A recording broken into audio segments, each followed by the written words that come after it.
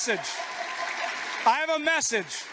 First off, everybody in this room, every labor organization, every rank and file member, every leader, I just want to tell you right now, Teamsters Local, 1.2 million strong, has your back and will always have your back. But I've got a message. I've got a message for those white-collar crime syndicates in corporate America, for those crooked politicians that don't want to listen and respect where we're coming from, right? It's gonna get bloody. It's gonna get painful. So ice up. And secondly, when you take one of us on, you take all of us on. And I'll say this.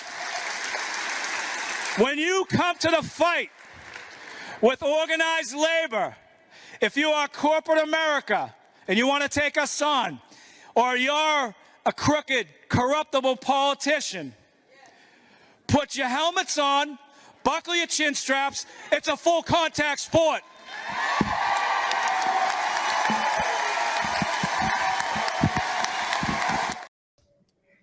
Hello, welcome to Give Them an Argument. Normally with Ben Burgess, we won't make a habit of not having him on, but today the show is hosted by myself, super producer Jacob Appett, if I can say that about myself, and I am joined, as always, by our graphic designer, J. Andrew World.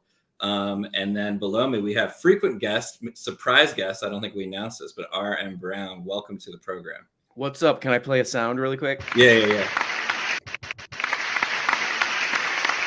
So, as you might have guessed from the cold open, tonight is going to be the labor special on Give Them an Argument. That is the president of the Teamsters. And I found from my career as a labor organizer, nothing gets you more fired up to do some labor organizing than like that accent, right? That dropping the Boston, the Boston accent dropping the R's, that always gets me fired up. Not just Boston, that Northeastern. Yeah, the old fashioned, our district president and I used to work at CWA, our president had that accent, and like I was ready to run through a brick wall for the dude, when he was talking about contract negotiations. But so Ben would often say, right, that what is it, that in order to get your dessert, you have to eat your meal, something like that. Ben has a saying about that. So we're going to start off with the dessert because we're going to be getting to like, the steak. Bad analogy for vegetarians, but we're going to get to the really important stuff later, talking about some of the most labor, the protein, the lab grown protein. We're going to talk about we're going to have on labor reporter Alex Press from Jacobin, and also a Jacobin writer, personal friend of mine, José Sanchez, who's actually currently organizing with Duke. He's a grad student there, and they're trying to form a union, and they're facing a lot of pushback from Duke, not surprisingly. But actually, the level of pushback is pretty vicious, actually, or if you want to put emotion to it. If you don't want to put emotion to it, they're being very clinical and trying to even contest their ability to organize. So we're going to get into that later. But first, RM, we have you on for some of the fun stuff. Yes. I think you were telling me you saw this story. This woman, Bethany Mandel, was on Brianna Joy Gray's show, right? And she really made a fool of herself. And then she even wrote an article about it, which is, if there's anything that qualifies you to write a column, it's humiliation. So Bethany Mandel says, I was asked to define woke. My humiliation went viral. And I want to talk about, I thought it would be good to talk about A, because it's really funny. But B, because it's interesting because people on the left also use this word and define it. So it's not just a right-wing thing, but first, I'm going to play that clip for everyone to see what went viral, and then we'll talk a little bit about who she is in the larger conversation. Of Americans consider themselves very liberal, and probably fewer of them consider themselves to be woke. And so, when we talk about traditional, what does that mean to you? Would you mind defining woke? Because it's come up a couple times, and I just want to make sure we're on the same page. So, woke is sort of the idea that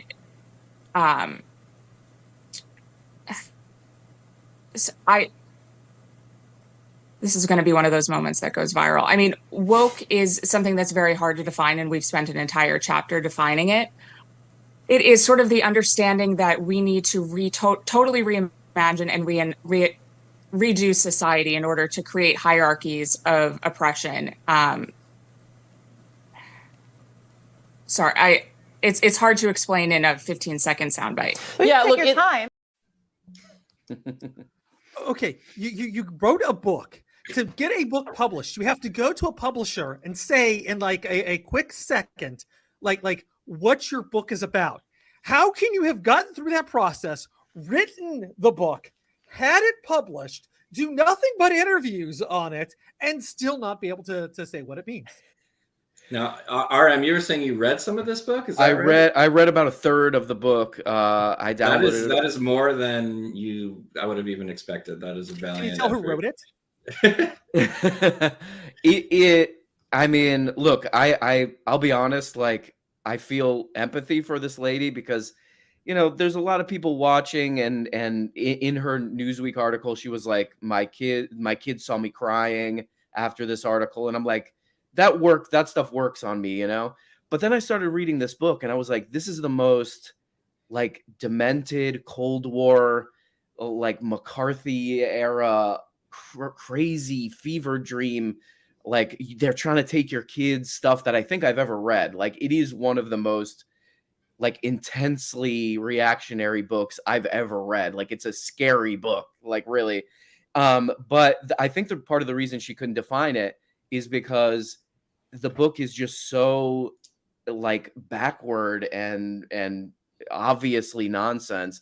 There's tons of non sequiturs in the book. There's stuff that directly contradicts like stuff she writes in previous pages. I think her body rejected what she could write. You know what I mean? Like, and again, I feel sorry for anybody who's like publicly humiliated, but at the same time, it's like I do feel a need to like respond to something so heinous, you know what I mean? And that's what the book is. I mean, if anybody wants to read something really bizarre, I would recommend downloading the book and read. Yeah. So what is this book? It's Bethany Mandel, right? Bethany Mandel. John Birch, right? John Birch wrote it. Yeah, it feels like Chat GPT wrote it, like, to be honest, or as I've been calling it, Chat GOP. But it's bizarre. But yeah, her name's Bethany Mandel, and the book is called Stolen Youth, I think it's called. But it's basically just all the stuff we've been hearing from like right-wing YouTube echo chamber shoved into a book without much change. With like little or no change, you know what I mean? It's bizarre. It's really bizarre, you know? Yeah, and I agree with you. I feel some empathy. I mean, Jonathan Chait was like, I mean, sometimes it's telling who he feels empathy for, but he was like, you know, let's fight the ideas, not the person. And listen, I can't be sure that she maybe just didn't freeze up on television, but I do think that it's not a coincidence. She didn't.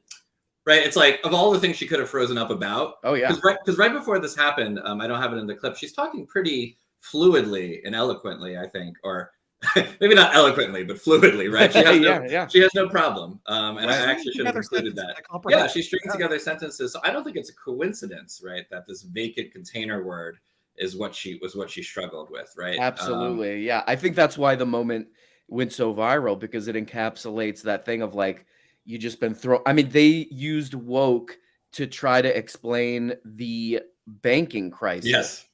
And it's like, yeah, you're just, it's words have no meaning thing that you're doing. So of course I would have frozen up if I had been doing that for months and months, and the echo chamber had been doing that. I mean, it's you know, it's exactly what should have happened. Yeah, this is a tough word to define. And I think if someone asked me, well, we'll get into that later. I think I would have taken a second, but then I would have, I guess, you know, in a book, like you know, well, yeah. At the state would have like taken your, you know, like I said, first of all, you had to pitch it, so you already had to have that 15-second soundbite ready to go. Secondly, since you know you've written the book, you've taken that argument, you've ground it against a stone, you know, sharpened it in a way that you're ready to you know, that initial pitch that you did is now like refined to such a like a, you know, sharp dagger to stab through the interview, and you know, she completely failed at that. Like how Yeah, and to Silver's point, it's easy to freeze up when you're off script, but it's interesting that defining the word is off the script, right? Absolutely, I yeah. think that says something. And if you read the book, it's not like that's a sort of secondary or subplot of the book. It's the main part of the book. She explicitly says wokeness is ruining children. All right, like let's give us the elevator pitch. You know what I mean? It would be funny to imagine like Ben of this show, Ben Burgess is on some show and they're like, "Can you define socialism?" And he's just like, He's like, homina, homina. Oh, Book that's- canceling comedians. Yeah. He doesn't need to be canceled. yeah, that's really complicated. That's really complicated. I froze Yeah. up because she also claimed that Brianna was like saying something vile.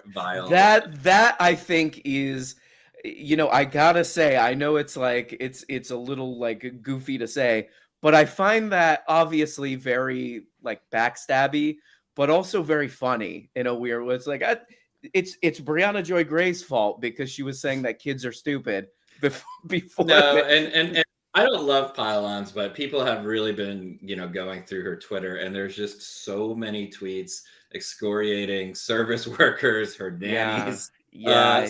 But you know what? But listen, she's just one person, and since then, they say, okay, let's talk about the ideas, not the viral moment. So then, Absolutely, yeah. So then Shapiro comes in, and he has his own definition. He says wokeness claims Western civilization and its institutions were and are discriminatory and serve the purposes of those in power, typically white straight men. And 2, that discrimination is both historic and ongoing, and all group disparities are explained by it. So discuss. discuss. Who does he is? Like Mike Myers from like 1990 on Saturday Night Live? Like, I'll give you a topic. Holy Roman Empire was either holy nor Roman. Discussed. I feel Sound off in the comments. She got a little verklempt in the interview, but so she got a little verklempt. She's still one of our greatest warriors of the culture war. Yeah, I mean, I think that like this is pretty. I mean, if this is what wokeness is, Western civilization.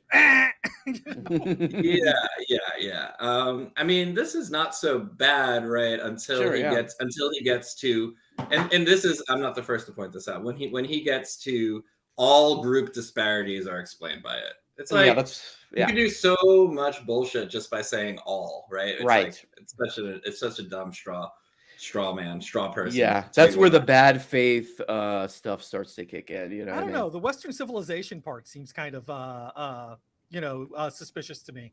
Yeah, they love that term, isn't it? Yeah, that's a dog whistle term. I think it's flying over my head. But what do you make of it? What is the suspicious Typically, part for you? when you hear Western civilization being invoked, it's usually by like horrible people who are like really, either are or running up to the line of being a Nazi. It's like that kind of far right fascistic. Like we gotta protect, we gotta protect society. We gotta, we gotta save Western culture and all that kind of stuff. It's like this weird buzzword, and when I hear it, it's just like I tune out immediately because like everything after it, is going to be bullshit. I agree. Yeah. That's where I usually hear it. Yeah.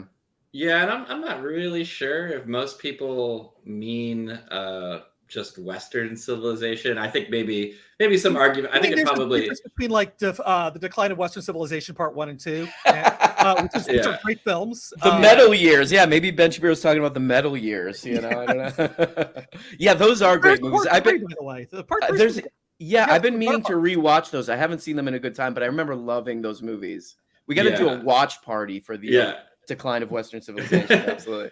For sure. So I wanted to, so we have that. I wanted to contrast it with, I guess, what would be like a more centrist definition of woke. Bill, which didn't go viral, I don't think, but Bill Maher was on Tapper. We could just watch a little bit of this. And this is he's trying to define the word. I would categorize liberal as different than woke. Woke, which started out as a good thing, alert to injustice, who could be against that. But it became sort of an eye roll because they love diversity except of ideas. And that's not really where we should be. I mean, they have a trail of very bad ideas, I would think, in wokeness. Like, How do you define wokeness? Because I hear people use the term all the time, and it means something different to everybody. well, again, I think it's this collection of ideas that are not building on liberalism, but very often undoing it. I mean, 5 years ago, Abraham Lincoln was not a controversial figure among liberals. We liked him. Now they take his name off schools and tear down his statues. Really? Lincoln isn't good enough for you? 5-10 years ago, bedrock liberalism was we are striving to be a colorblind society where we don't see race. Of course, we see it, but it doesn't matter. That's not what woke is. Woke is something very different. It's identity politics. We see it all the time. It's always the most important thing. I don't think that's liberalism. Okay, a little better, but I'm gonna maybe take some points off starting with the Lincoln thing, because citation, please. yeah, some people that I saw that fact checked. I don't have it on me, but someone could look it up. That was like something that one school, one place discussed, was like renaming something, and it didn't even end up happening. So in terms of like it being a boogeyman or whatever, being like, oh, they're taking Lincoln's not good enough. I just don't think that's anywhere near a mainstream opinion, right? That's really worth saying. And I think this shows to Mandel's purpose, like that was a pretty dumb beginning to the answer, but he just started talking, and then he found and then in the middle of his of what he said, he found, okay, it's identity politics and it's seeing race and everything, which is like a little closer to but what do you guys make of his description of it? I think the facial expression that Jake Tapper was making when they cut the two shot of them is the exact right. That's the way we should all be looking at Bill Maher all the time. Yeah, it's so funny that Bill Maher has been the kind of the politics guy for so long, and his, whatever. We don't need to like trash Bill Maher because it's just like, who cares? That's what he kind of has always been to me. Like, who cares? It's one of those things, like if it's on after a show you're already watching, then you're like, oh, Bill Maher. Like that's always been Bill Maher to me. I don't know if you guys agree with that. He's just kind of this forgettable guy, you know? He is. I think what's interesting though is that he really has a hold on a certain type of liberal, right? So that's why I wanted to put him on, because especially older liberals, I think his smarm is just hilarious to them. I remember I used to enjoy Rachel Maddow's show. I would say at one point it was actually a fairly decent show, not perfect, because like she would do these fawning interviews with Bill Maher any chance she got. And like he'd just be sitting there and he'd be saying like the weirdest shit. She'd just be like, oh wow. Oh, hillikers. I mean, like I said, I still respect Rachel Maddow. Her first book's really good. I'll still recommend that to people. But this is a good point, Silver. It's called nut picking. You take the craziest thing anyone in the target group says and then pretend it's representative. That's exactly what seems to be going on. Yeah, good point. Totally. Yeah, although I hope you're not pranking me with the nut picking. So if I'm going to go around saying it and people will be like, what the fuck? You're picking your nuts? You're out of here. HR. These trolls. That's a permaban right there. Permaban that guy. I think Silver's in charge of the permaban, so we might be who's watching the Watchmen? Yeah, we might be out of luck. But yeah, I just think that's a little vacant too, right? He gets at it more with the identity politics, right?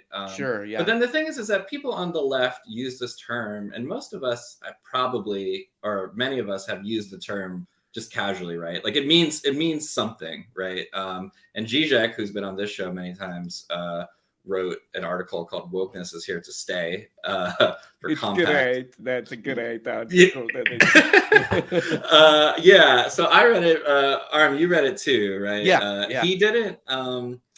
He doesn't really offer a definition. I think the closest I saw is he says wokeness operates as a secularized religious dogma with all the contradictions this implies.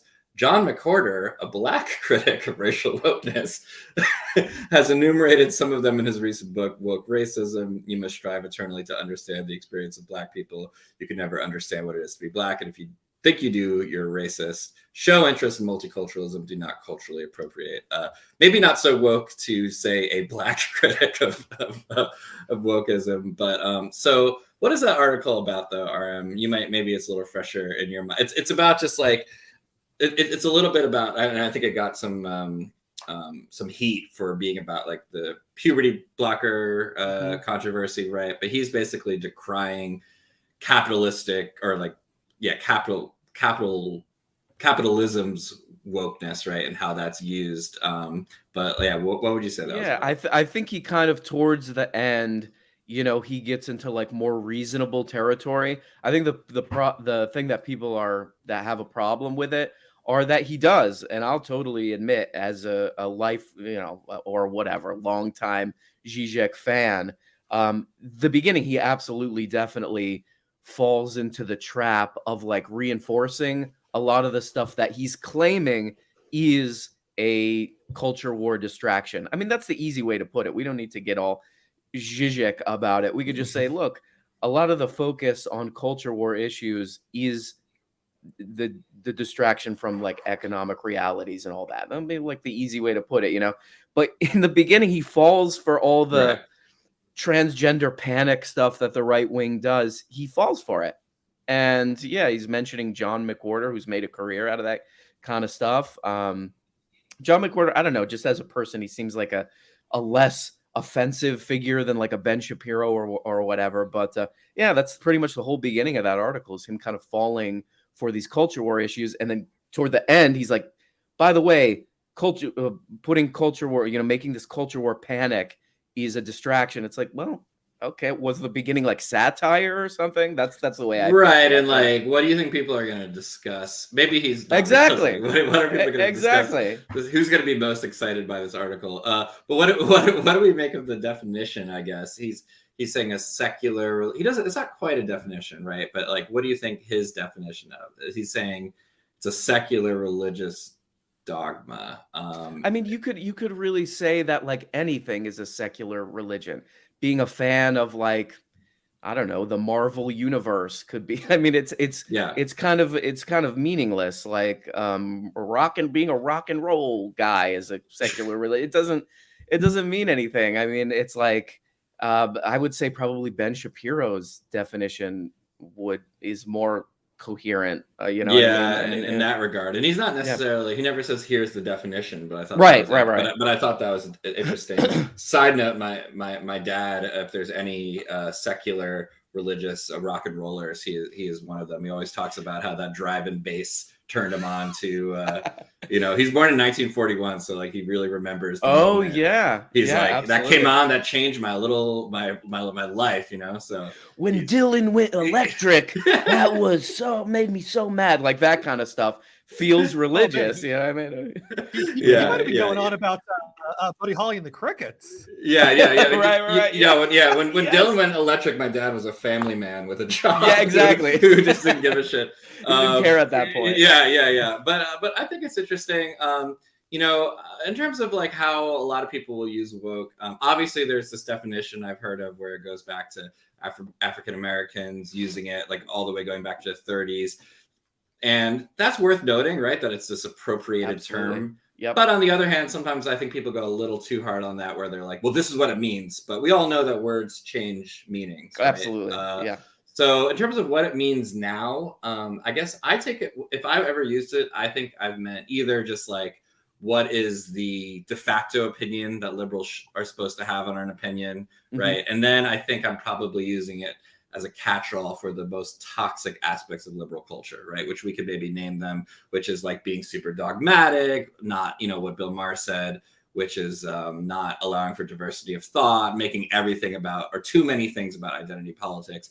But I've just been thinking recently, like, is it better to just say something like that, right? Rather than being like, oh, they're being woke, being like, oh, they're being toxic, right? Or they're not, or just naming the thing as it comes up, right? Rather than, people we can't stop people from using woke in casual conversation, but I wonder if this term is just getting so hollowed out that it just is not really useful anymore. And at best and at worst, it's starting to play into what some of these right-wing people are doing, Yeah, I think you're right. I mean, I don't see a lot of people that I pay close attention to using it anymore. And yeah, I think you're probably right. Like the kind of talking heads on social media have rendered it not incredibly useful as like a cultural term. But you know, I do think it's interesting that Brianna Joy Gray was the one involved in creating this viral moment, because I think it's true. And I've heard Sam Cedar say this too, that there's a racist element to it, where it's sort of a hidden way to be racist. And I think there's some of that too, but I don't know, just for me personally, yeah, I don't know. I think I'm probably with you, where I don't think, I mean, it's been rendered so useless online that it's I don't know, I don't see it as particularly a good thing to use in conversation anymore, unfortunately. Yeah, because I think when people used it, there definitely was I would say a relatively well-meaning person that isn't using it in some kind of like disturbed racist way, right? Like someone on the left who's saying like, oh, it wasn't woke, but it was funny or something, you know what I mean? Like right. That stand-up special didn't adhere to the you know, being politically correct, really is what the word, that was like the buzzword, right, back in like the 90s. It was not even Bill Maher's show, like yeah like we're you know, we're really sticking it to them. Absolutely. Yeah, exactly. So I don't know. I think that it's just with some of these words, it's good to be a little but careful. It also, like, they always miss the point too, where it's like, if Disney puts, you know, they're always pissed off that like Disney is trying to like be more diverse in their movies or something like that, and they sort of miss the point that they're just a company trying to make more money, you know, and that totally gets lost. Maybe they heard of it. Yeah, exactly. That part gets totally lost when they're just like, oh, it's the same with like the banking thing, like where they literally think that these companies that exist to make money, like basically by law to maximize profits, are like gonna sacrifice that for you know, for anything, is like, that's the real point that gets lost. You know what I mean? Yeah, I mean, I can't say I quite did the research enough to, with 1,000% certainty, say that it wasn't wokeness that caused the bank to fail. But I just think, in terms of like financial malfeasance, was it always woke? Isn't this like a process that happened pretty recently, right? With banks going under. The Great Depression, there was a lot of wokeness going on back then. Yeah. 1939, 1929 was just the Hoover the Hoover towns were. You really had to watch what you said, and canceled. They were all getting canceled back then. Yeah. So real quick before we get to the labor interview, I wanted to cover something a little bit more hopeful, mixed with something a little more negative. This is going to tie us into our labor discussion, but I'm not sure if y'all saw, but Minnesota Governor Tim Walz has signed a law guaranteeing free breakfast and lunch for all students in the state, regardless of income. We have a video of the signing, which a political writer friend of mine said that this might be the best photo op / video op he's ever seen. I got to show it real quick. It is now law.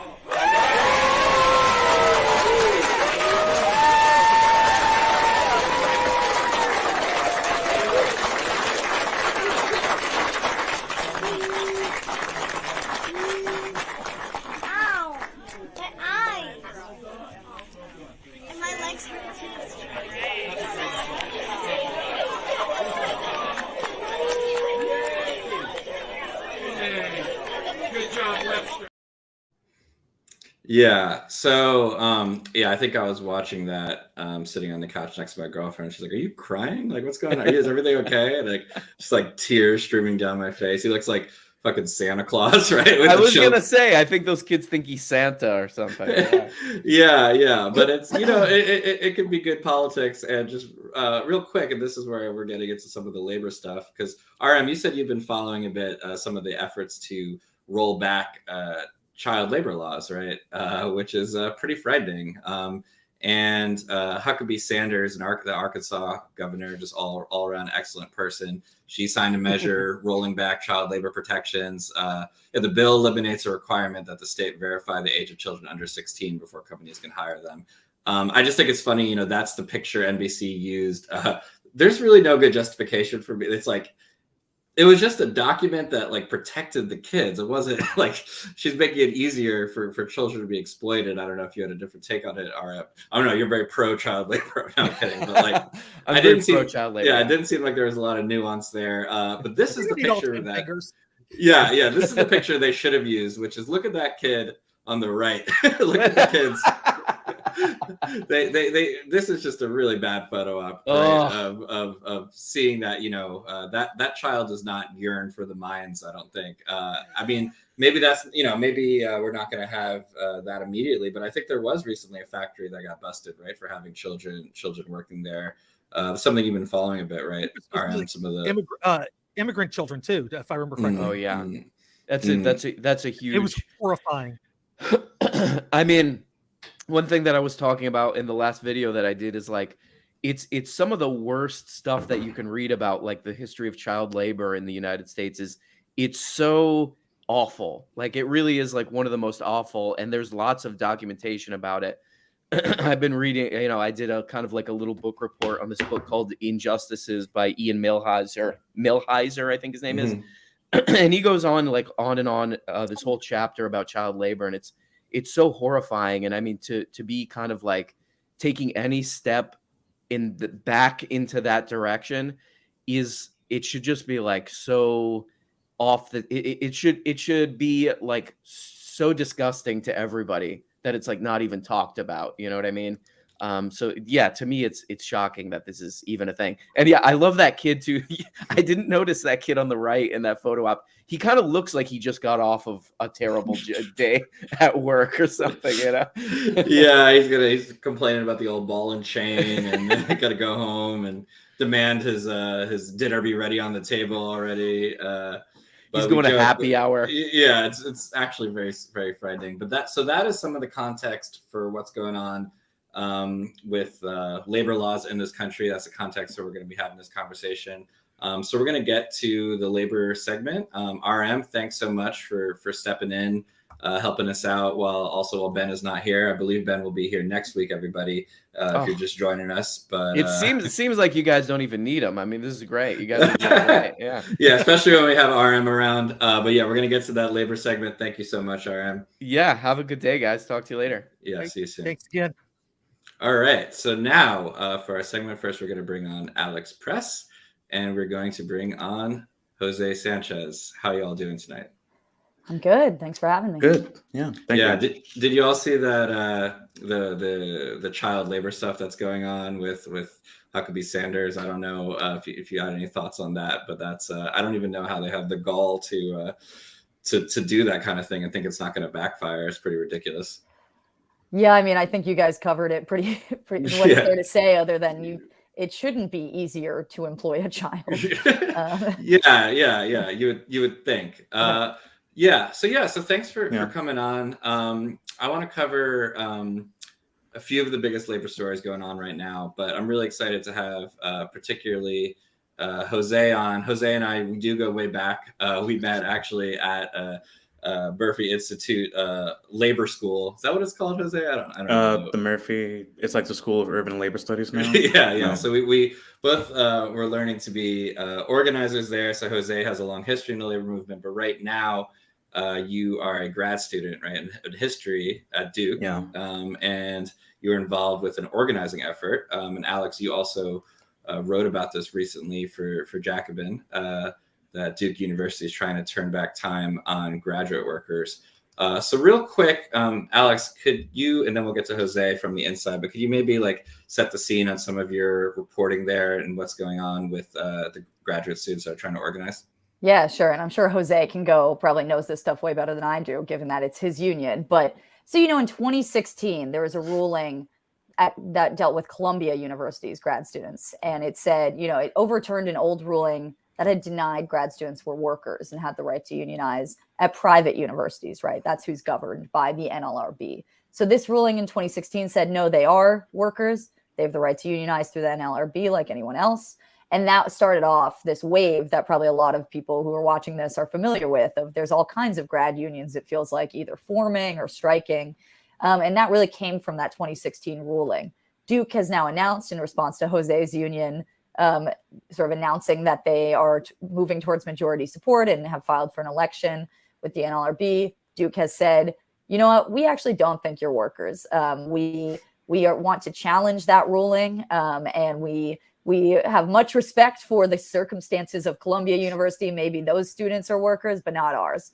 And so in doing so, they're seeking to appeal through up to a federal court. I won't go into the details of that appeals process, but their hope is that eventually they could overturn this ruling in a court sort of setting, where then every private university's grad unions also would then have this legal problem in front of them. Now, I mean, Jose should go into it more than me, as far as it's very unlikely that this is going to work, though it certainly could stall the whole process for Jose.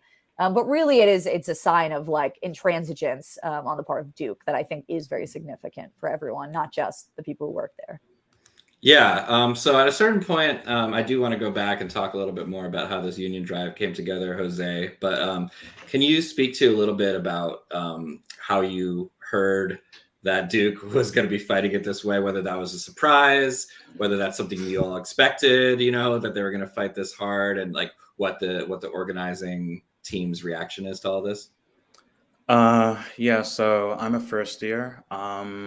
Last time I saw you, Jake, was August of my going away party, I think, at McCarran Park. Yeah.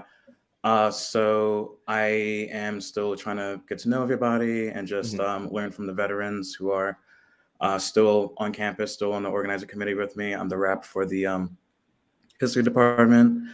I don't know when I got the Slack message, but I think I'm sure my heart skipped a beat, and I was just kind of floored. A lot of people are angry and upset. People in the history department are shocked. We expected that they were not going to recognize us based on just a long history of union busting tactics, going back into like the 60s, right? Like local, I believe 7-7, the room like cleaners union back in the day. And with the actions that they did with the previous union drive earlier in the last decade. So I was not expecting that it would go from that to just like blowing it up for everybody, basically throughout the country. That's pretty awful, pretty extreme. So I think I was surprised, and a lot of people are surprised that they would go this far, I suppose. Yeah, that's and interesting just to hear. Remind everybody, Duke University is in North Carolina, which Yes. I believe is a traditionally a right to work state, if I remember correctly.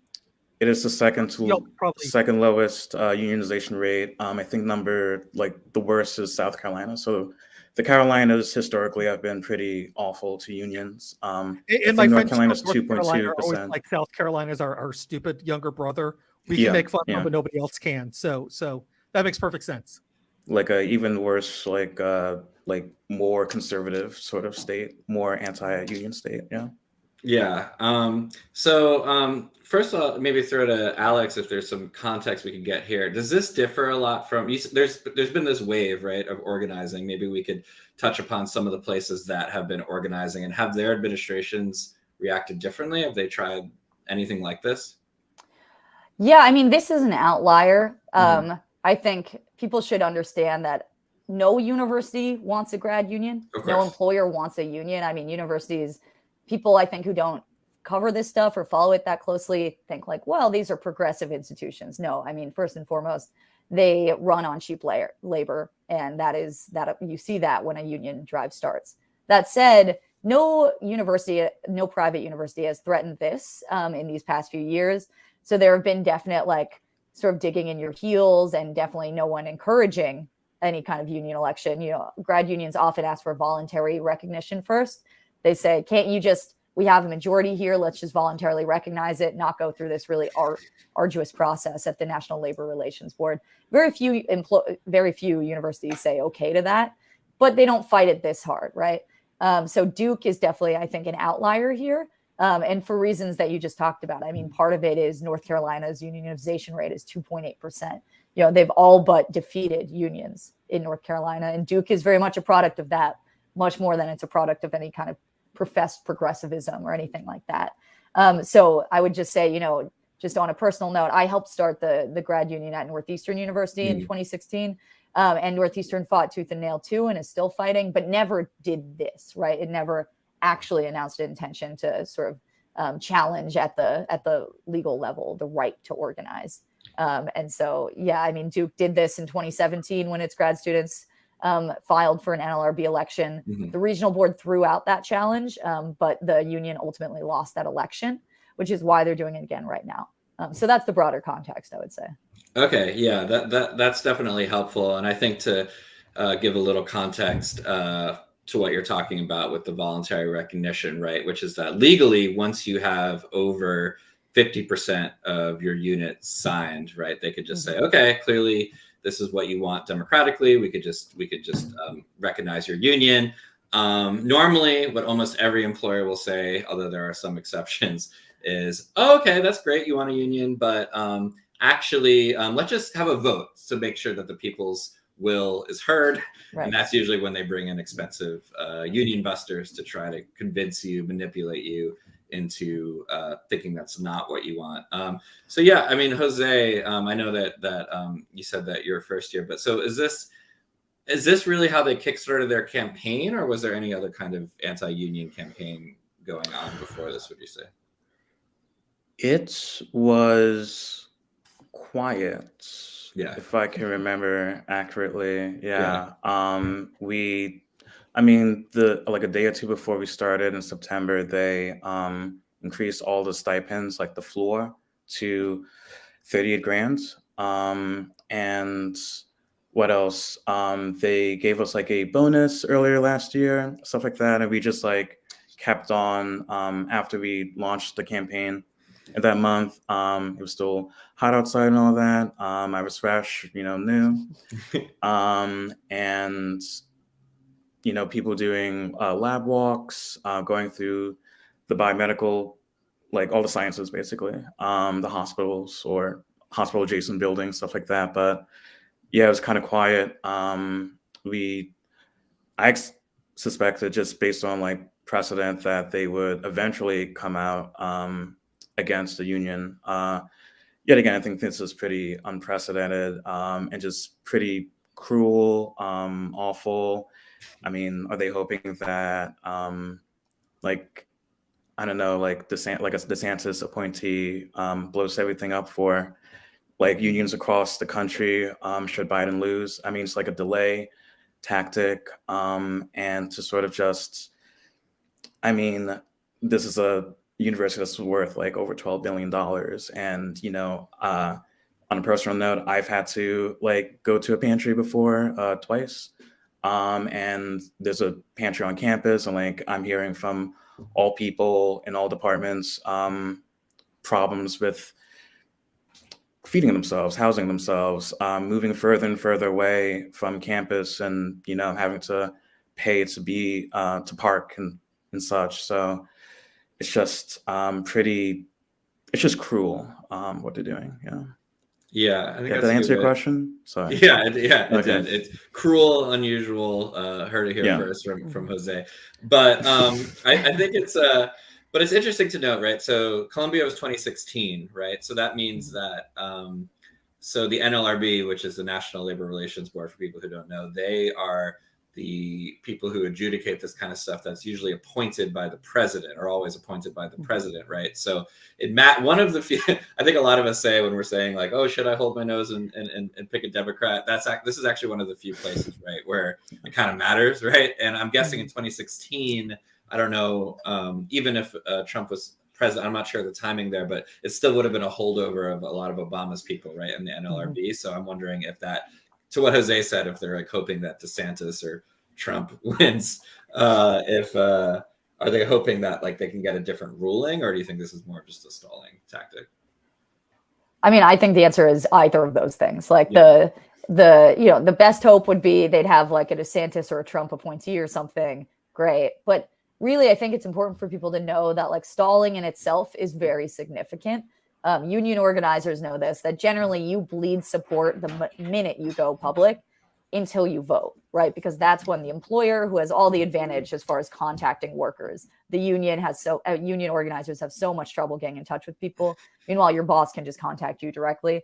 That's when the employer starts their campaign, right? To scare, confuse, mystify, kind of agitate, annoy every worker into being like, you know what, actually, this is too much of a problem. Forget it. We're not unionizing.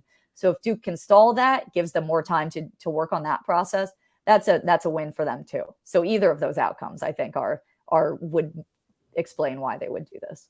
Yeah, and I think this was part of your article, Alex. But I'm curious, Jose, how you feel about, Duke, I assume, is presenting themselves as like very DEI, diversity, equity, and inclusion, right? Very progressive organization. I assume that you're not exactly there to write, be a conservative historian. I assume that they're kind of building some of their reputation trying to attract students as some kind of progressive organization. And I assume to what you were saying, Alex, like, even though, yes, like this is a different state, this is a pretty top a top university that's getting applicants from across the country and across the world. And some of that progressive reputation is what helps draws people. And I'm sure, I would think that the public relations hit is what would put a cap on other universities, trying to do the same stuff. But yeah, Jose, I'm curious if there's a feeling that this is really like flying in the face of how they present themselves. Totally. I mean, after that, the uprising and just this, racial reckoning and all that, and trying to universities across the country, corporations, governments of whatever jurisdiction, we're all trying to, just deal with white supremacist capitalism, cis heteropatriarchy, imperialism, etc., in different ways, through like hiring people of color and like having commissions on, say, enslaved people that worked on Duke like lands, perhaps, stuff like that, or in Durham. And Duke is it builds itself as like the Harvard of the South, as like the jewel of the New South, right? Of like this, and it's like a blue, Durham is like a blue oasis in Trump country, right? I believe the two senators are Republicans, and so like they market themselves as like, sorry, I think I froze for a little bit. They market themselves as like part of this like progressive Southern wave or whatever. But Reverend Barber at the Recognition rally the other week spoke. Great guy, and he was like, "Yeah, I mean, it's a right to work state, and you're doing that. Like, you are trying to keep us at will employees, and that, I mean, right to work is explicitly racist. But like, we all know the history, right? And like, why are you holding the water for these like Trump Republicans if you're trying to market yourself as like progressive and like pro-Black and pro-woman, stuff like that, if you're still trying to like stamp down on workplace democracy? And I mean, they've done that with the majority Black unions in the past, like the truck drivers union for like the Duke, like did I say truck driver, bus system, stuff like that, with the room attendants union way back when. So it's all, bullshit, of course. So yeah, does that answer your question? Yeah, I think it's an interesting perspective. We've covered woke union busters on the show before, like the union, I think it was like the REI unions podcast started with a land acknowledgement, the union busters podcast. So they cheered their pronouns right after that. Yeah, before telling you, that you're not going to be better off with the union. I'm not sure if Duke's gonna get into any of that. But I think we covered a lot of the negative stuff, but I wouldn't be surprised if there are going to be a lot of grad students listening to this who might get involved with some organizing themselves. Ben, when he's here, jokes that the median listener to the show is a 28-year-old grad student whose girlfriend is tired of them complaining about Sam Harris too much. That's the median listener of the show. So there might be a lot of grad students listening. So this part is definitely a drawback, but I'm curious, Jose, like how you did you foresee yourself getting involved with organizing when you first started, or how you got involved, and like how that's been for you? You know, what the process has actually been like. I think I joined and started paying dues like online like a while ago, like shortly after I got the acceptance letter way back when. And I knew that, you know, coming from Brooklyn to North Carolina, that like the communities that I've been a part of and just like the left cultures or what have you are just going to be smaller. And so I just wanted to reach out and just find people that I could, you know, build with and also, you know, make friends with and stuff like that.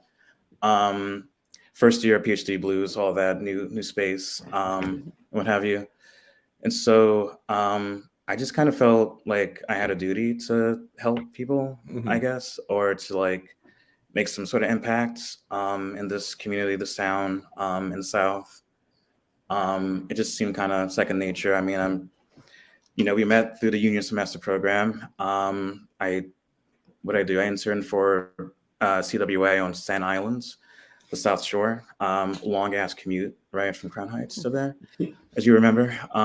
And I mean, it just sort of made sense. And, you know, talking to people in cell biology, for instance, about the, say, abuses of like a PI, right, a principal investigator, right? Like you can be, there's this thing called orphans, like you can't be like fired from, if you're like in a lab, you can't be fired from the lab, but you can, like your boss, your principal or PI, yeah, he can be like, or they can be like, you're not a part of this lab, I don't like you, so you don't get funding, but you're still like part of the university, right? So it's like this weird, I mean, academia is kind of, it's like a feudalistic guild system, like apprenticeship model, right? So, you know, I'm hearing stories about that, not just like cost of living issues, right? And childcare, immigration issues, right? In the last drive, actually, one of the head honchos at the, I want to say School of Communications, somebody reported on it in Jacobin, posed as like a president, a top person, the Chinese like International Student Union or what have you, and said that, and like sent like an anonymous email to the internationals, were like, you know, your visas could be, or like in jeopardy should you join the union, stuff like that. So, you know, I'm hearing all sorts of stories about all sorts of issues in labs, within the humanities as well. Though I think in particular, because of just like how less autonomy that people in the sciences and like medicine, the STEM subjects face, right? Like I can just read books from wherever, right? I'm in Brooklyn right now. So, but a lot of people in the STEM subjects, they just have like more of a traditional sort of workplace environment, you know? Yeah. And we've been seeing a lot of enthusiasm from that corner of the university, from all about, but also particularly, I feel like, and surprisingly from the STEM students. Yeah. Well, Jose, you're right. You've always been a selfless person, I have to say, in our years of knowing each other. But Alex, so you were involved with organizing your grad student union as well. Were these some of the similar issues that you were hearing, or like when you were talking to folks? Yeah. I mean, a couple things that Jose's comments kind of reminded me of. I mean, I also, you know, one thing, it's been fun to kind of compare my experiences, which were not from that long ago, but were 6 years ago or something. I know people are like, wow, you did that way back when. I'm like, I'm not that old, guys.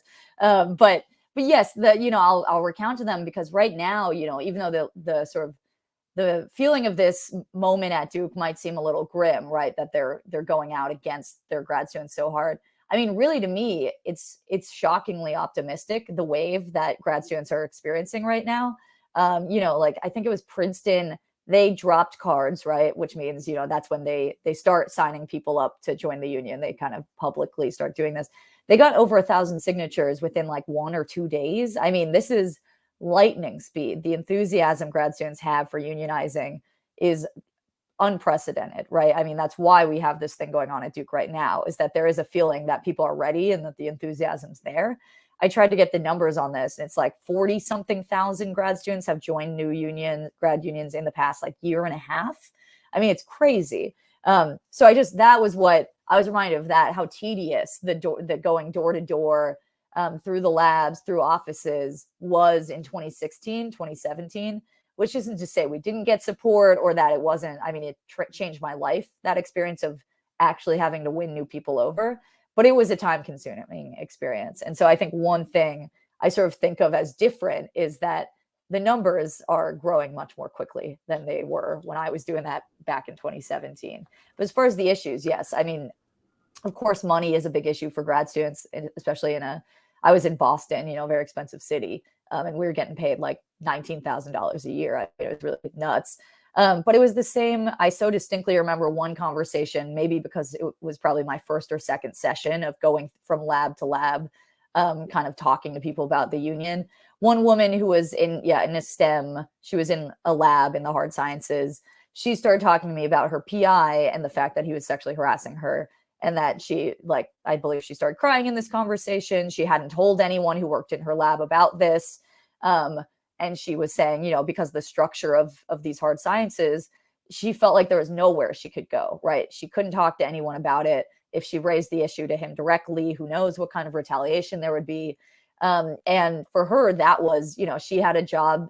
She had of course, her stipend wasn't much at grad school, but she was very confident, you know, that she would get a very well-paying job when she was done. But she said, oh, if this is going to be a structure that actually provides a route for me or anyone else dealing with like whether harassment or discrimination, that's a no-brainer. I'm on board. And I think you hear a lot of things like that among grad students. That's not just about money, and STEM students have all sorts of other issues too that they're bringing to you as a union organizer. Yeah, and I think you know, when I was organizing, we just saw so much of the time that even it was just about different issues of dignity and Right. power imbalances, right? Which is like whenever there's an employer-employee relationship, there's a huge power imbalance.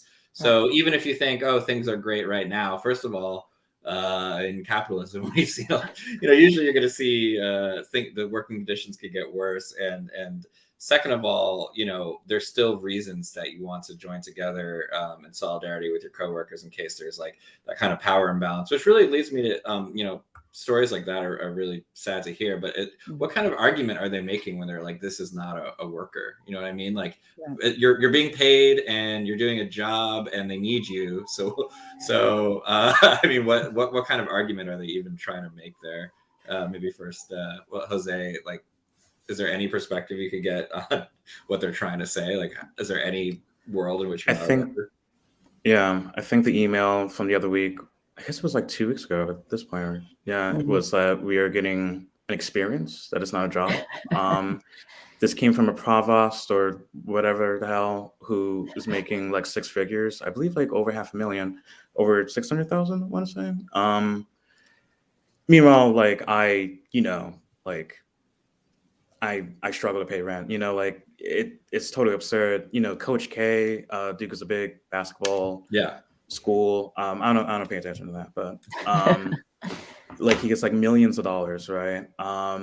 Meanwhile, like, I mean, I've had to go to a pantry, right? Like busted my wallet trying to like bring all my stuff from Brooklyn to Durham, and so many other people are struggling with rent, struggling with gas, struggling with utilities, struggling with childcare. Like we have parents, you know, that are in the union, and it's just abusive and evil and cruel all the way down. And for a place that, you know, it's supposed to be about like instruction and learning and like you can't, you know, pay can't pay the rent with an experience, right? But like it's university. It's supposed to be this like freewheeling place of ideas and stuff, but it's really a corporation at the end of the day, and it's just a job in a lot of ways. So this has been like a relearning of that truth, and it's sobering, but it's also I don't know. It gives me what's the word? Strength, enthusiasm, I feel pumped. I think we're going to win eventually. I mean, they lost this battle before. We had to recoup, and we are stronger than ever. We have a growing majority of all PhD students across the university. Oh yeah, do you have the number on that of how many people signed cards? It was like overwhelming. It was pretty high, right? Yeah. We are working with like exact numbers right now, but it is well over half at the moment. Yeah. Like you already have a strong majority, which is really exciting. So I think, we definitely don't want to bury the lead. This is like an exciting time for grad student organizing, and we're highlighting what's going on with Duke just to say that, hey, this is what employers do. We can't lose sight of that. But Alex, did you have something to add on like the larger wave that's going on?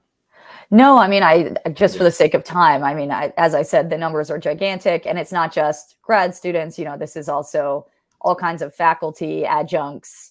I mean, higher ed has long had a corporatization problem, right? It's a model that relies on cheap labor to then sort of subsidize all of the expensive stuff, like say, the coach of the basketball team at Duke or the new buildings.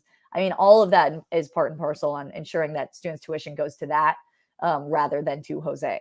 And so, I mean, this is not new, but as it gets worse and more concentrated and adjuncts become a greater and greater percentage of who's teaching, this is what follows this wave, right? So it doesn't come out of nowhere. And it's also part of this broader moment in the United States where there is an uptick in pro-union sentiment. And while higher ed may feel like a different world or country, it is still part of the broader context. And so the people on campus are not immune to looking around at, say, Starbucks or Amazon and saying, wait a minute, well, if they are unionizing, what would that look like here? And so I think we can think about that context, both at the sort of the intersection of both like the transformation of the university and the transformation of young workers in America into sort of more pro-union once again. Yeah, that's interesting. And, we see that pro-union sentiment is at, I don't know about an all-time high, but at a high that it hasn't been at. Certainly a 50-year high. Yeah. And most of our lifetimes. So I think that's a good way to start thinking about the broader perspective here. But one last point about, because I might be trying to join this academic world myself. But it's really striking to me that all this means, right, is that you have to be rich to become a professor, right? Because at the end of the day, or it's very challenging, right, to be an adjunct for how many years and years, making like sometimes, I mean, I know at my school, it's like, something like 5,000 something a class, right? But even like, you have to string together all these adjunct jobs. It's super precarious. And, just with the carrot at the end of the stick of becoming a professor, it's so much easier if you come from money, right? Because like, who's going to be going through all of that schooling, 7 years of schooling, right, just for that? So I think that's like it's a problem for that reason too, right? Of gatekeeping who could even thrive in academia, right? But I also, so I think talking about the broader movement is really interesting. One thing I wanted to maybe get y'all's perspective on is some people would say like, all this grad student organizing, it's nice, right? But it's like, it's not really where the energy should be. Some like, they're like, we should, more traditional industries of organizations where we should, or maybe it's too PMC or something like that. But I'm curious if like you're ever hearing these kinds of critiques and like what you think of the grad student workers organizing in the context of like this larger wave. Yeah, I mean, my take on that is, okay, if that's not where it should be, then you should go get a job at one of those plants and start organizing it, right? I mean, truly, I cover labor for a living. I don't just cover grad students. There are stories of what's going on with iron workers right now. The Teamsters are about to stage the 5th largest strike in American history. There have been huge wins right now. A new president of the UAW is about to be called, and he, does not come from a grad student background. And it was a lot of auto locals who voted for him because they've had concessionary contracts. So by all means, the world exists far beyond the university. Other people should write about it or should talk about it, should know those workers. But the reality is that there's a reason these higher ed workers are winning too. And it's what I said, both corporatization of the university as well as this, I think Sanders is a big part of it, this 2016 and on kind of wave where you're starting to hear someone saying, talking about class, talking about power in the workplace, and people are actually listening to that and saying, well, there's no Sanders campaign anymore. What if we actually did the thing he said was important? And so I find a lot of people at the heart of new union drives, both in grad school and elsewhere, that will tell you Sanders was a big influence, or BLM and the George Floyd uprising were the first times they sort of thought about politics as not something that happens on CNN, but something that also happens in their own workplaces and schools. So I totally agree. And there are thousands and thousands of people trying to make the energy also exist elsewhere and really succeeding. Yeah. Jose, do you have a take on this other than like, fuck you for saying that? Or can you tell I get annoyed? Yeah. I mean, this isn't me. This is the theoretical MAGA communists or something like that. We were covering them last week. Yeah. What do you take on this? What's your take on this, Jose? I mean, yeah, it's a nonsense talking point. I mean, we all are sort of we're all suffering under capitalism, the deprofessionalization of the professions and of the university, the neoliberalization of the university, the proletarianization of the professoriates, and just adjunctification, big words. You're spinning right now. You're spinning. Yeah. Thank you. But I mean, it's all part of the same sort of process, right? Of just like capital trying to just squeeze as much out of logistics workers, service workers, people in like the care economy, people in eds and meds, right? In education and in hospitals, just trying to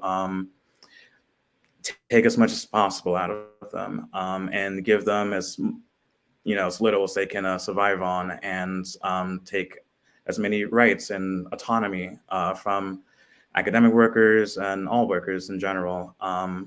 And we have a lot of Starbucks. We have a couple of Starbucks organizers who've done drives in shops in North Carolina helping us out. And we also have people from the SEIU like regional body helping us out. And what else?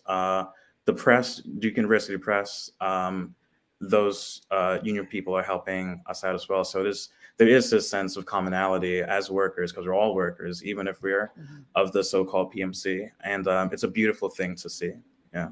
Even those of us that produce podcasts are still workers. I just wanted to say my favorite anecdote. If you ever want this anecdote, by all means, I use this a lot when this comes up. Is I reported on the Columbia grad students strike a few years ago, and I went down there and was hanging out, and there were a bunch of construction workers on the picket line marching with them, and they sort of spoke briefly. And I remember, I'd probably been looking at the internet that day or something and seen someone like, these guys aren't workers. You're at Columbia. You're going to get a really prestigious job, blah, blah, blah, like sort of making fun of the grad students for striking. And so I went up to one of the construction workers, some rep for one of the building trades, and asked him why he was on the picket line. And first he looked very confused and was like, what are you talking about? And I was like, well, and I started explaining, and he said, every worker needs a union. Like that was it. That was the extent of the conversation. And that's why they would be there. And then he went on and explained that there had been a non-union contractor trying to build a project near Columbia, and that the grad students had been there picketing alongside the building trades workers. And so, it not only is it abstract, it's also very concrete, right? Workers see each other as in the same boat, and they also help each other. And that's the end of the story. And I thought it was very funny that I even had to explain this to like a, iron worker or whatever, who was just like, what are you talking about? Like, they're workers. If they weren't workers, then they wouldn't be on a strike line. I was like, yes, that is true.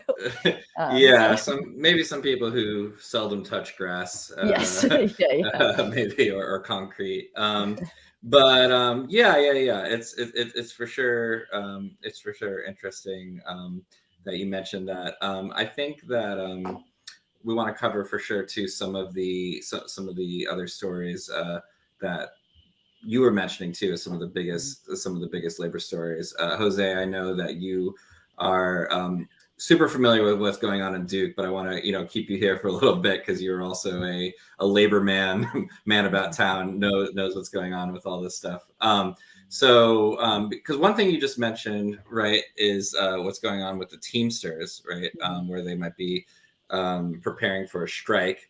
And actually, I realized what I wanted to say real quick is one of the I was reading this Jacobin article about another coffee shop that organized I think it was like Joe Pete's or something like that, and they said that there was a lot of grad student workers that were coming in during their strike. I think that this was in California, right? And that's like sort of what spread that solidarity. So I think you can't like pick and choose like it's a chessboard where there's going to be energy, but a lot of times the energy is contagious. All right, I want to make that point. Now let's go to the Teamsters, right? So there was kind of a semi-viral moment of what's oh man, I'm about to mess up his name. The Teamsters president. Sean O'Brien. Very Irish. I was gonna mix up my Irish. Boston's own. Boston's own, baby. We played a clip of him in the beginning. The accent, the Boston accent gets us fired up to talk about union. But this was him testifying. Do you know what clip I'm talking about with him? The help committee with Sanders. Yeah, so maybe you could give the context after. But this is it's pretty funny. So I wanted to show that to the audience. What do you bring for that salary? What do I bring? Yeah. What job have you committed, or have you started? What job have you created? One job, other than sucking the paycheck out of somebody else that you want to say that you're trying to provide because you're forcing them to pay dues? No, we don't force them. Senator, you've asked the You're question. out of line. Let him man. answer the Actually, I question. haven't, and don't tell me I'm out You of line. are out of line. Don't tell me I'm out of line. Well, you frame, don't tell me. you frame the statement you like shut a tough your guy. mouth Yeah. because you don't know You're what gonna tell me to talking shut my about. mouth? Yes, Yeah. I did. Hold it. Yeah. Hold it. Yes, I Tough did. guy. I'm not Senator, afraid of physical. Senator, You don't have hold to be, it. but don't sit there and tell me I'm out of line. Senator, you made a statement. You asked the question. I didn't ask a question. You did it. You did. I answered the question. You asked the question. about how much Well, it was money he made. rhetorical. Let him answer. It was a rhetorical Well, question, you may think it's rhetorical. It was Sounded to me rhetorical. like a question. Let him answer the question. I'm not yielding my time to him. So if you're going to let me keep my time, that's fine. You'll have your time. Let him. You ask your a question. He has So- a right to answer that. As far as my salary goes, my salary, if you follow me around, I actually look at this building. I bet you I work more hours than you do. Twice as many hours. That's impossible. But No, that's true. Sir, you don't even know what hard work is. You Secondly, want to follow my schedule? I'll do it in a follow it. minute. That's We not- hold greedy CEOs that's like yourself not- accountable. You call me a greedy CEO? Oh, yeah, you are. You want to attack my salary, I'll attack yours. What go did you ahead. make? What did you make when you owned your company? When I made my company, I kept my salary down at about $50,000 a year because I invested every penny into it. Okay, all right. You mean you hid money? No, I didn't hide. Oh, hold on a second. Okay, go ahead. He said that's out of line. You said All right, I we're was out of we're line. even, we're even. We're not even. We're not even close to being even.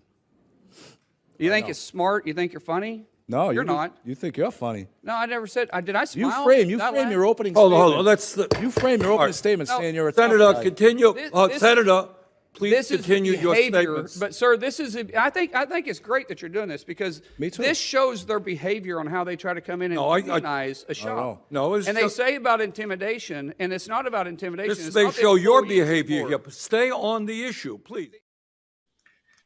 Oh man, a lot of beautiful dropped R's from the accents there. As. You gotta say it, as. Yeah, yes, yeah. I can't do it. I don't. I'm The bad as, for myself, yes. but- yeah, but Have the ad. yeah, but it was a funny moment. I don't know, Alex, if you know a little bit. Bernie was having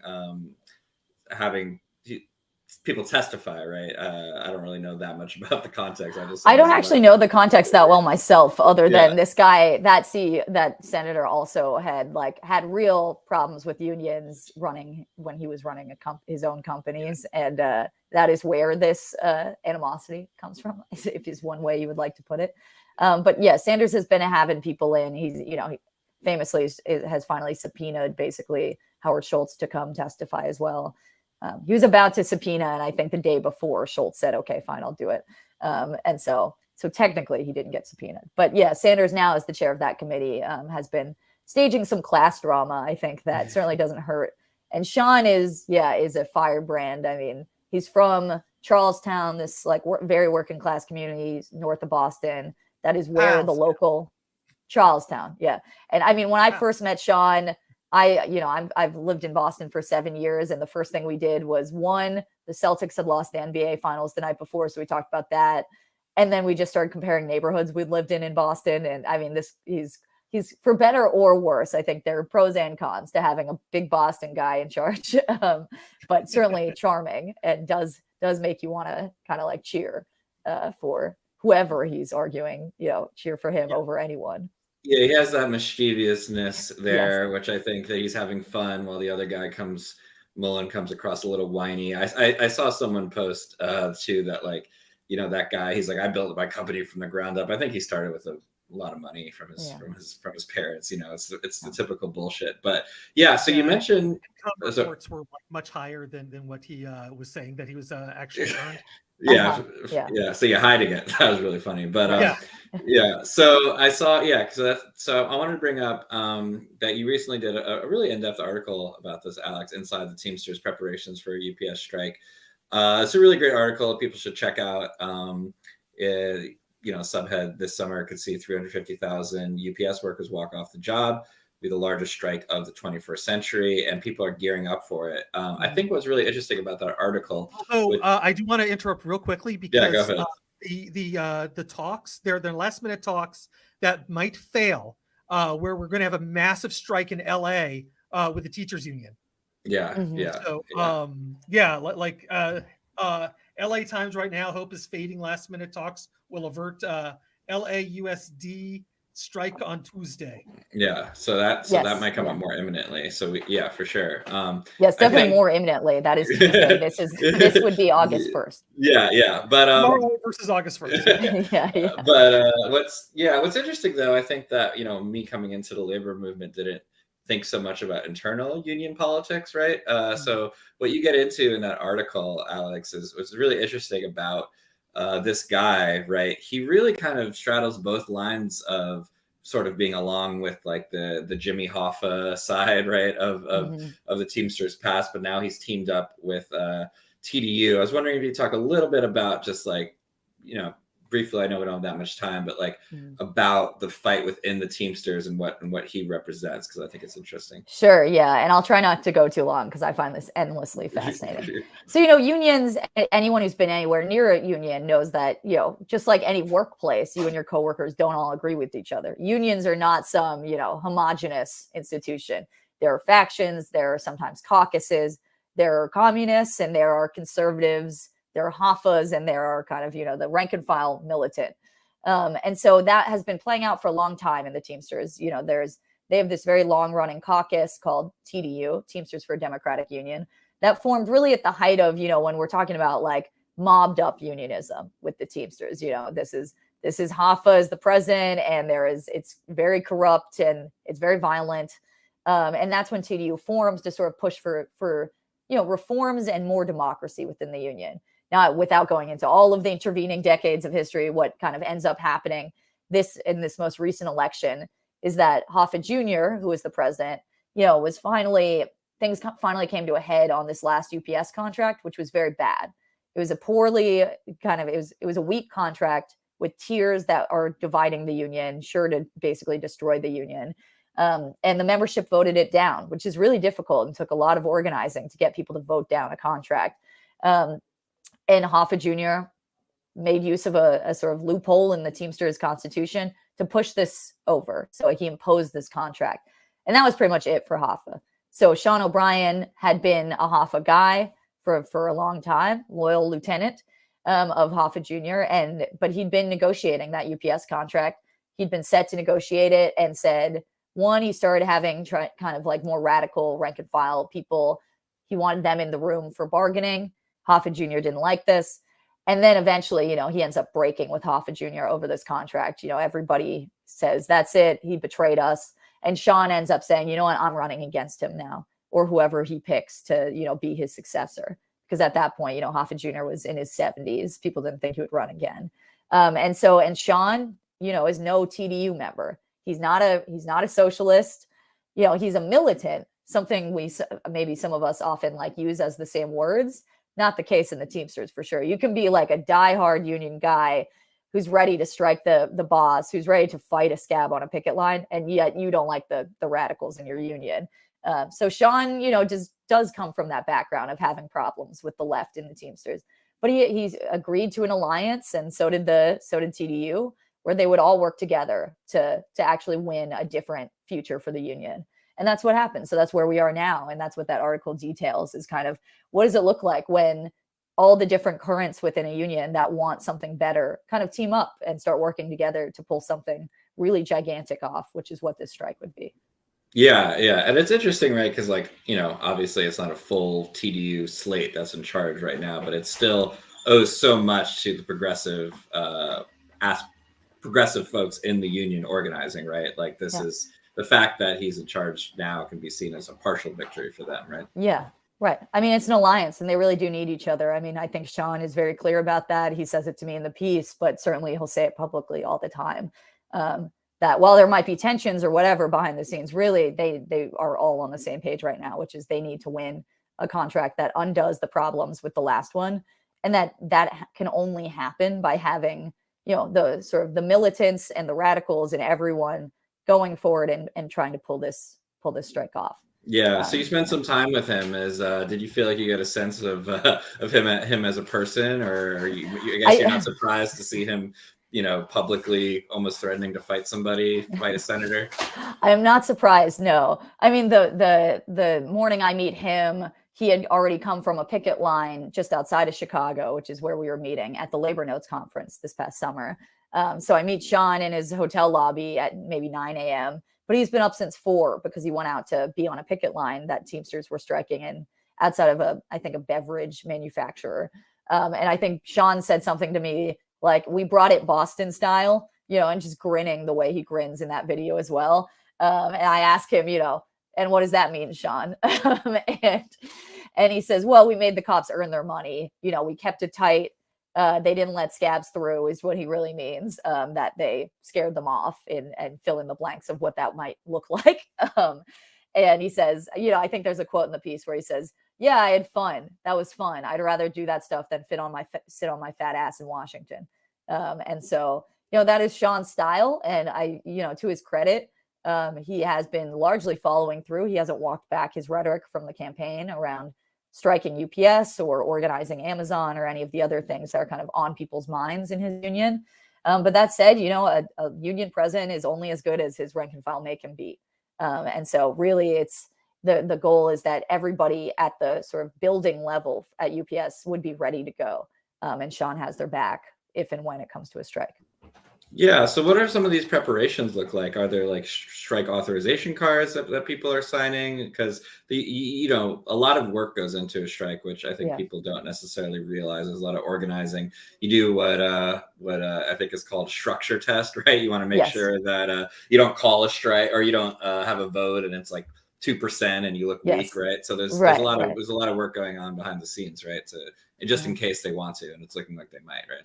Yeah. I mean, it's looking almost certain. I'm the one who's most like certain that it couldn't happen because it just is unimaginable to me, a strike of this magnitude with the labor movement as sort of weak as it is. But I think a lot of people think it's all but certain because that, as is detailed in the piece, you know, they have a few key demands that are really significant that UPS is not going to budge on unless they are forced to do so. And a show of force is what a strike is. And so, you know, it's very likely. And what those preparations look like, as you asked, you know, like right now, a structure test they're doing within UPS, which if we haven't said here, we're talking about 340,000 workers, right? This is a huge workforce. So what they're doing is they're signing cards that are like unity pledges with the goal of getting, you know, the overwhelming majority of that 330,000 to sign these cards. These cards list like a dozen of their key kind of demands, their proposals for the contract. And it's meant to say, you know, I forget the wording on the card, but something like ready to strike for a good contract, or like, we're not going to give up without a good contract. You know, the idea being that come the start of bargaining, which starts, almost like a month from now, you know, that Sean and his Secretary Treasurer Zuckerman will sit down across from UPS and their lawyers with a stack of these cards that's going to be, you know, we're talking 200,000, 300,000 cards, so that they're saying, we're not bluffing. You know, here's our structure test. Here's just one example of the fact that we can get, like, we're all moving in unity here. These workers are in motion. We're not pretending that, you know, we're going to call a strike and no one follows us. You know, they're going to force us out. And so those tests are happening all the time. You know, at any UPS building right now, there'll be regular kind of huddles that the shop steward will do once a week just to keep people informed and also see how many people are going to show up, right? It goes both ways, that exchange of information. Are the people in your workplace really going to come hang out for 20 extra minutes in the cold or early, to hear what's going on, or are they not? That tells you something about what's going to happen if you ask them to strike. And so that is going on, and at a rapid pace, because again, expiration date is July 31st for that contract. Yeah, that's really interesting. And I think usually when you see or always when you see a big strike or a big organizing drive, that's really just the tip of the iceberg of all of the organizing and the work that people like Jose were doing. I was thinking about, like Sean is just kind of this charismatic head of it right now, but you're right. He really gets his power from the rank and file. And I was thinking, Jose, how, we did this silly segment at the beginning of the show about like definition of the word woke. But I think what's fun about being involved with like the labor movement, like really getting out there's a lot of people who, whatever definition of the word woke you use, they're not exactly that, right? But there's still common ground you could find with some of these people with like, some of us Brooklyn radicals or whatever. Like, as long as you're down to, I'm sure Jose, you met a lot of people like this who maybe they, you don't have common ground on everything, but like when it comes to like solidarity and really wanting to fight the boss, that's where you have common ground, and it's a good way to actually get out in the world and start talking to people. I mean, I don't know what it's like at Duke, Jose, but I mean, are there a lot of people who kind of come from different backgrounds that you've been able to get on board with the union drive, like with different political dispositions?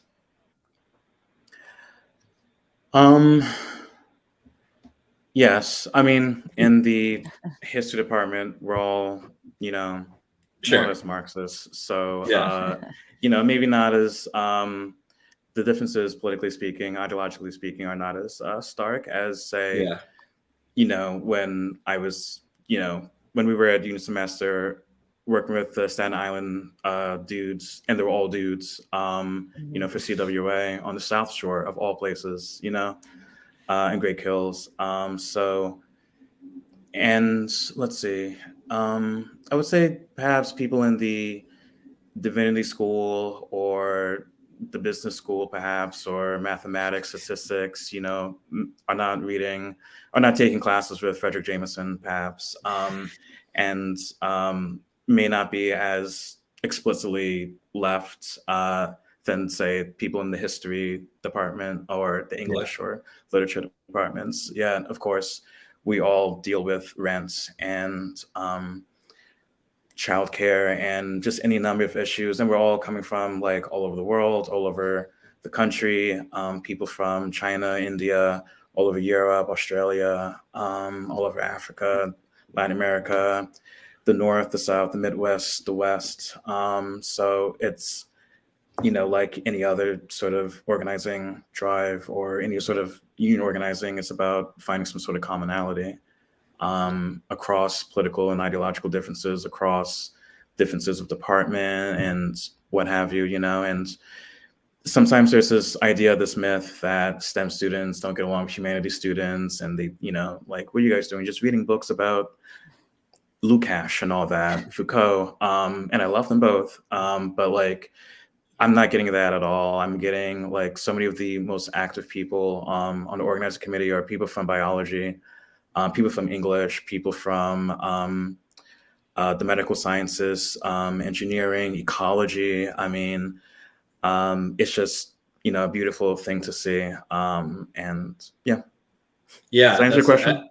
Yeah, definitely. No, it's just a point I want to make. I think that, first of all, there's the point that people might make about, who's the best who should organize whatever. As we covered, there's a lot of reasons that's kind of a bankrupt idea. But also, like if you're a socialist that could potentially be involved with forming a union, even if it's if it's at your grad school, like I think that there's really an experience to get outside of maybe like a Twitter bubble and just start talking to people, maybe people who don't really think about politics as much as you do, which might be hard to imagine, right? But I think that lots of times you learn a lot more about, you really just got to get out there and start organizing. So I think it's an experience that I had and hope to continue to have. And Jose, I'm sure it was really interesting after, we both of us kind of studied a lot of labor organizing in school, right? So it must have been really interesting and kind of cathartic to get out there and actually, not that you hadn't done it before, but it's nice to do it as part of your own union, right? And really build from within. Yeah, I mean, I was doing, I mean, back at Rutgers, United Students Against Sweatshops, and oh my God, they just had like a huge, like 95% strike authorization vote. I'm really excited about that. I might have to go up the Northeast Corridor to visit, get a fast sandwich and all that. But what else? And then, after union semester, the Democratic Socialists, I was on the Central Brooklyn branches, organizing committee, the Fight for 15, like the SEIU fast food justice thing. You remember that era of my life. Just going to, I mean, it's New York, right? Like the Bronx. I was going to Kingsbridge, Flushing, just like random, like far corners of the city, talking to people from, I mean, literally every country, every continent, except Antarctica, of course. But and just like different races, genders, sexualities, and it was different languages. I got to practice my broken Spanish and all that. If your Spanish is broken, my Spanish, I don't think there's a word for how bad it is. Right. Yeah, exactly. But sorry, No, I mean, I just and now, I think this is the first time I've organized as like a rank and file person. And that's not as somebody on staff or in a voluntary position, like through the Democratic Socialists and stuff like that. I mean, I've done tenant organizing too. I organized my building in my Crown Heights during like as soon as the lockdown hit. But you were like in the New York. You were like in the New York Times for that or something. Yeah, it was famed organizer. Dude should have known. There's like a drawing of you. Have you seen this man? Don't let him on. But I think into what you were saying before, Alex, like, people, there is such a thing as taking a job and going there to organize too, right? Whether it's within from within a already unionized shop, bringing it more to the left, or going to work at Amazon warehouse. That's a tough thing, but people did it, right? And that people are doing it. And that helped organize Amazon. So I just think it's we also don't on the left talk about like what's fun and what's hopeful enough.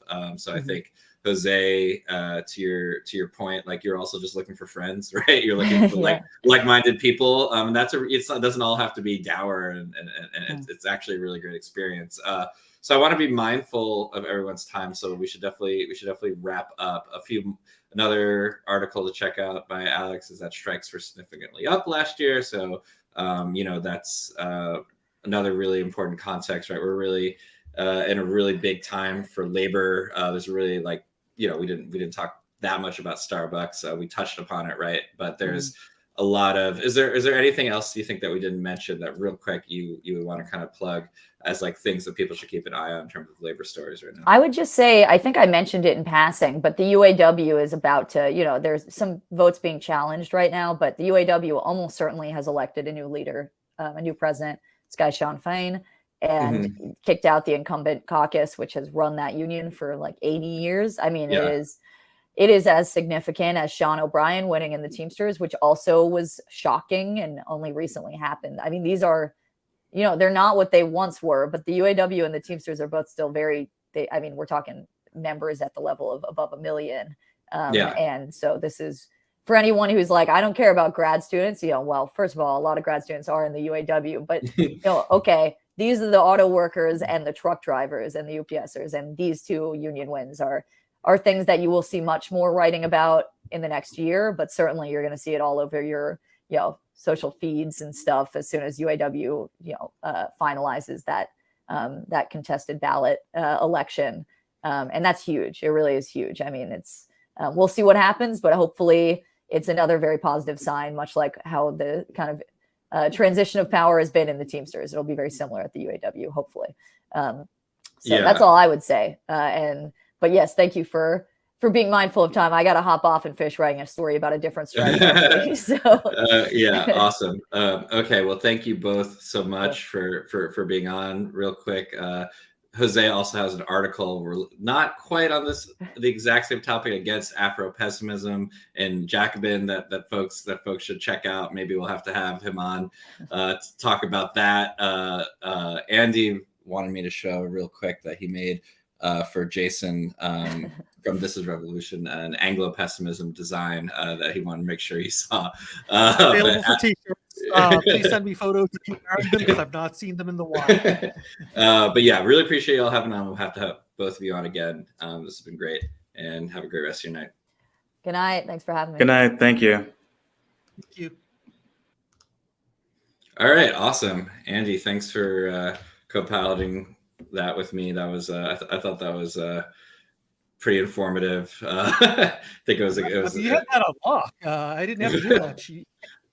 Yeah, but you're my security blanket, Andy. You make me feel comfortable. Knowing that Andy's there if things go awry.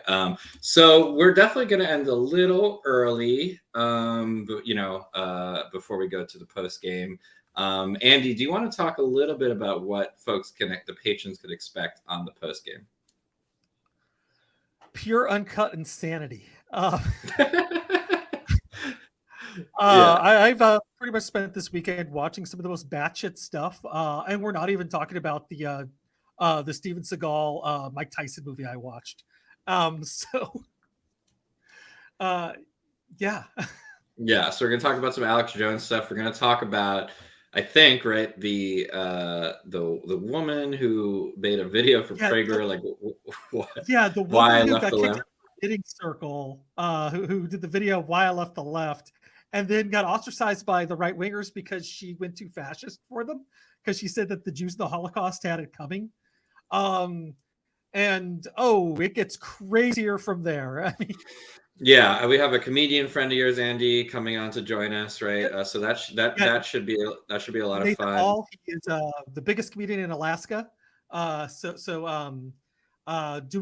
some local theater right now, which is exciting. Nice. So Mr. Spencer, both Alex, or for everyone, not just Mr. Spencer, Alex and Jose, both of their Twitters are in the description. I believe Jose's Twitter is Comrade Sanchez. What his display name is, I don't want to say it out loud on air. You should see it for yourself. So real quick, before we go, I was thinking, Andy, all that talk about with unions and child labor, unfortunately, I was thinking, for what was our first experience with unions? Because I think it's really interesting that the consciousness is shifting, right? Like with these grad student work. Like when I was in college, it just wasn't in terms of just like the baseline progressive person, it wasn't really that big. But I was curious what we were discussing a little bit, like what your introduction to unions was, right? Well, I mean, honestly, for the most part, there wasn't really a lot of union talk through most of my lifetime until very recently.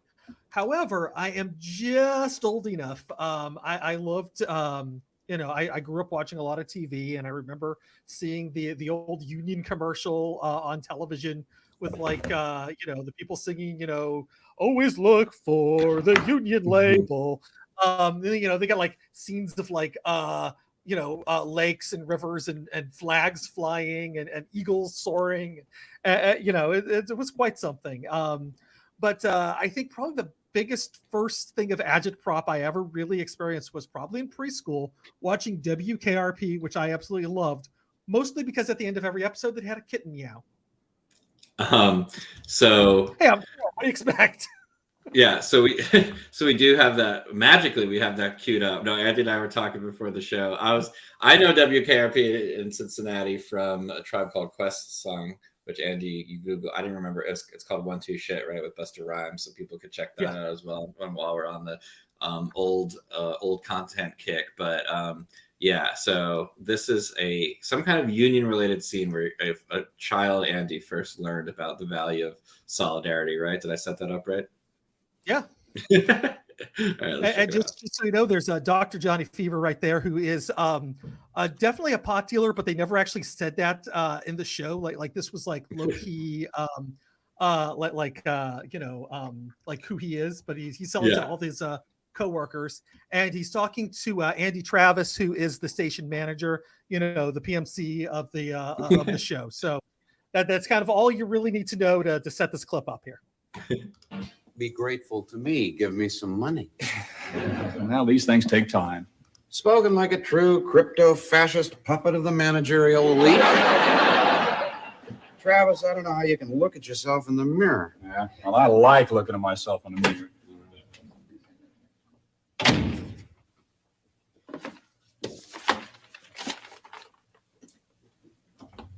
Hey, did you happen to find a pair of large gold earrings in here this morning? Yours? No. Guess what? What? I got a letter here from the Brotherhood of the Midwestern Radio Workers. They want me to organize a union right here at KRP. No kidding. Yeah. You too? Oh, heck. He's back. Hi. In a little bit early this morning, aren't you, Venus? Hey, I'm a dedicated guy. Yeah. You happen to find a pair of gold earrings in your office? No. So, what are you two guys talking about? Nothing. The weather. Nothing and the weather. What do you want, Travis? Your friendship. Kind of knock around with you guys. Share your joys and your hardships. Gee, I don't know, Andy. No. Yeah, let me know if you change your mind, all right? Oh, sure. He's snooping around. Yeah. I tell you, they had a meeting about the union this morning over at WPIG. Oh, I like it. Has a ring of conspiracy to it. Yeah. I'll tell you something else, too. You guys, I have something very important to talk about, and it's confidential, so I want both you words and nothing will leave this room. Oh, well, hell. I guess they wrote everybody if they wrote you. What do you think about this letter, Bill?